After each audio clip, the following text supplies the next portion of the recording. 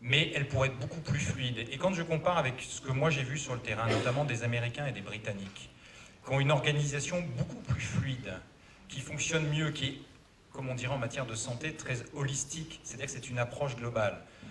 J'ai vu l'approche des Américains. Les Américains ne font qu'un. Ils ont leur ambassade, c'est leur personnel diplomatique, là où ils ont des militaires. Ils ont les Peace Corps, ils ont leurs entreprises, et tout ça se parle sur le terrain en Afrique, se parle à Washington.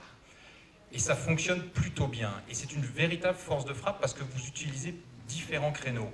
Vous repérez les influenceurs, vous avez une meilleure connaissance du terrain. Aujourd'hui, malheureusement, en Afrique australe, la France n'est pas en ordre de bataille dans ce défi économique. Mais pas du tout. Une nouvelle fois, parce qu'il y a une tradition française qui fait que l'articulation entre le monde de l'entreprise et le monde diplomatique n'est pas aussi fluide qu'on le souhaiterait.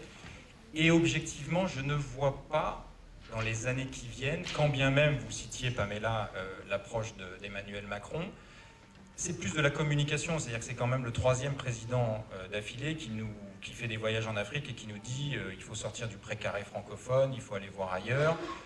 Nicolas Sarkozy l'a fait, François Hollande l'a fait, Emmanuel Macron l'a fait. Bon, les deux prédécesseurs, ça n'a pas changé fondamentalement la donne. Peut-être qu'Emmanuel Macron, ça changera.